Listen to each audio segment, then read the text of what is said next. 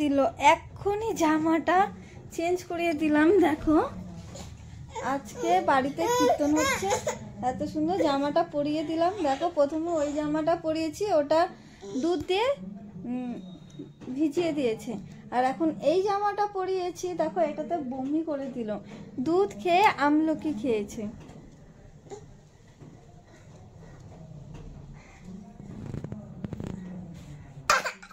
দেখো কি অবস্থা, আর মানে ঘুমাচ্ছেও না, আজকে খাচ্ছেও না। কীর্তনে রেখে আসছি, ওখানেও থাকে না। এখন আমি কীর্তনে নিয়ে যাবো, সেখানেও যেতে চাচ্ছে না। কি যে করতে চাই, কোনো অনুষ্ঠান হলে ও এরকম বিরক্ত করে, না নিচে যাবে না আমাকে যেতে দিবে।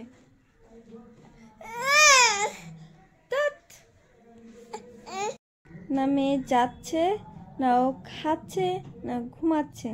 কেন জানি না অনুষ্ঠানের দিন এত বিরক্ত করে, কি বলবো, কিছুই করতে চায় না। সেদিন খেতেও চায় না, যে তাড়াতাড়ি করে ওকে খাইয়ে দিব, তারপর রেডি করিয়ে দিব, তারপর একটু ঘুরতে বেরোবো।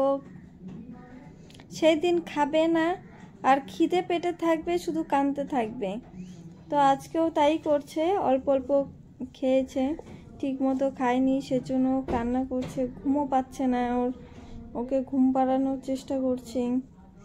ঘুমাও মা, আমার সোনা ঘুমায়, পাড়া জোড়ায় বর্গি আসে দেশে, বুলবুলিতে ধান খেয়েছে, খাজনা দিব কিসে।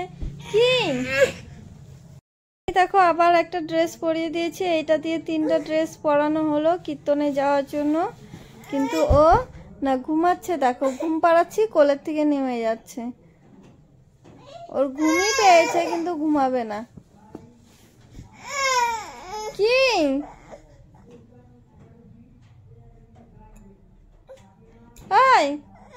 কি হয়েছে?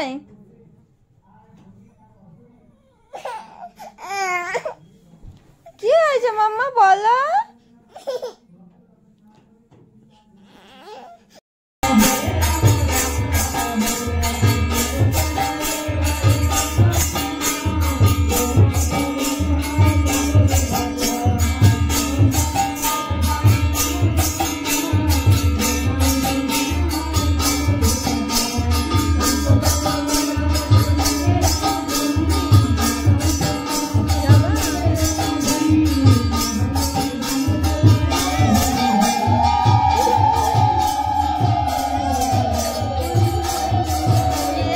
পাঠ আর কীর্তন শেষ হয়ে গিয়েছে, এখন হলো প্রসাদ বিতরণ হচ্ছে।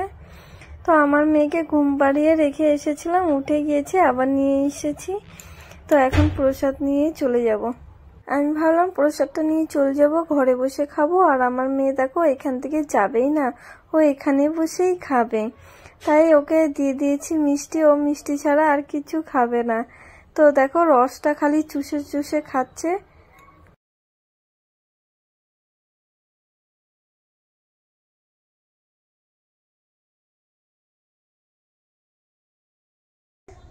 কোনটা নামা না। তো কীর্তন শেষ হয়ে গেছে, এই যে প্রসাদ নিয়ে এসেছি। আমার মেয়ে ওখানে বসে খাচ্ছিল, তো ওর প্রায় হয়ে গেছে। এখন প্রসাদটা আমি খাবো। এই দেখো প্রসাদ, আমাকে দাও, আমাকে দাও।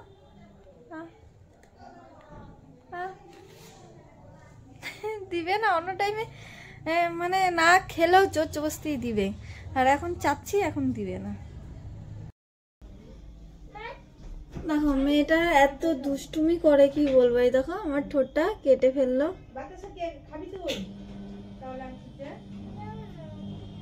বারবার করে ফ্যান অফ করছে, অন করছে, ফ্যান অফ করছে, অন করছে। বারণ করলাম বলে এত জোরে মারলো আমাকে।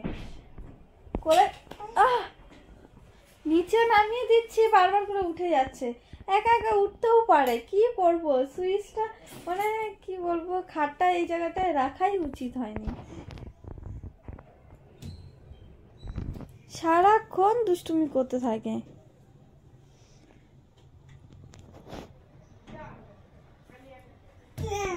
আবার কীর্তন শুরু হয়ে গিয়েছে, আর অন্য দল এসেছে। এখন কীর্তন শুনতে আবার আমরা চলে এসেছি।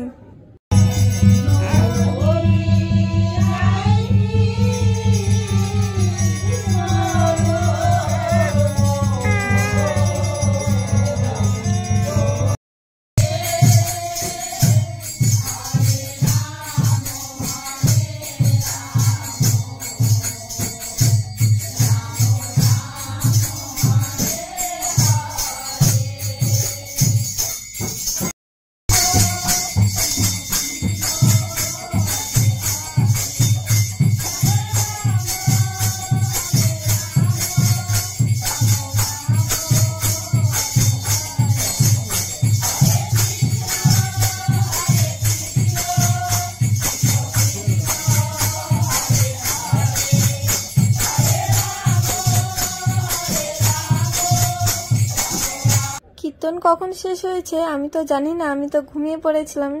তো আমার বর জেগেছিল। আর এইদিকে দেখো আমি স্নান করে এখন খিচুড়ি খাচ্ছি। এটা পরের দিন মানে দ্বাদশীর দিন। তো একাদশীটা আমাদের এইভাবে কাটলো, তোমাদের কিভাবে কাটলো অবশ্যই কমেন্ট করে বলবে। আমি তো একাদশী পালন করতে জানি না, নিয়ম কি কি করতে হয় জানি না, অবশ্যই করব। আমার মেয়েটা একটু বড় হয়ে গেলে আমিও অবশ্যই করব। ভিডিওটা আমি এখানেই শেষ করছি। যদি তোমাদের ভালো লাগে থাকে অবশ্যই একটা লাইক করে দিও, শেয়ার করে দিও, কমেন্ট করে বলো কেমন লাগলো তোমাদের আমার ভিডিওটা। টাটা, দেখা হচ্ছে নেক্সট ভিডিওতে। আর খিচুড়িটা সত্যি অসাধারণ হয়েছিল, মানে খুবই ভালো লেগেছে আমার। তো আমার মেয়ে এদিকে খাচ্ছে না, আমার মেয়ে শুধু পাঁপড় খাচ্ছে, কারণ এখানে আছে লঙ্কা ঝাল, ও খেতে পায় না, ও একদম ঝাল ছাড়া খায়। Tata, bye bye.